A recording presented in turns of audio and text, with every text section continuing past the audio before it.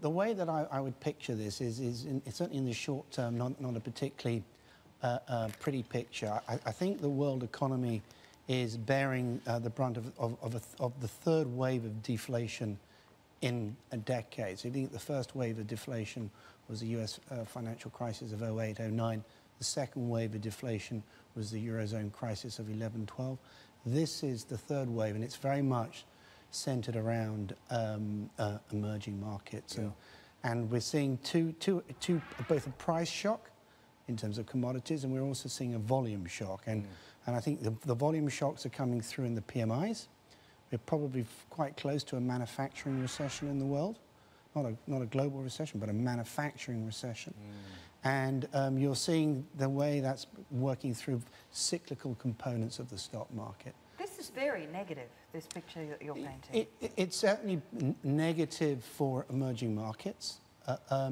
I think for those economies which have very large service sectors, and obviously the United States. Is one of those. Where you've got, and a consumer is 70% of that, actually we will be okay because we're going to see real incomes grow in the United States because obviously we're seeing got a very strong employment market, there's no inflation, so you're going to see 3-4% real income growth in the United States.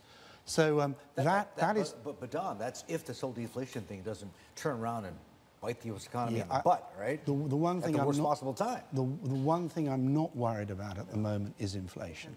It's the one thing we're seeing a price shock coming out of emerging markets that's depressing not just commodity prices, it's also now going to start affecting manufactured good prices. But as China tries this transition and is in the process of this transition towards a more service sector economy, and this couldn't be the worst time to do it from what you're saying. Yeah, I think that there's been a narrative around the emerging markets building a domestic consumption story, and that narrative has been in place now for the last 2 or 3 years as a means of substituting for the export model, which clearly is no longer working. You know, the thing is, a lot of people will say it's not just China rebalancing, it's something that a lot of the other economies, the major ones, the DMs should be doing as well. They're unable to do that for any number of reasons, not least because, you know, there's been little to no growth.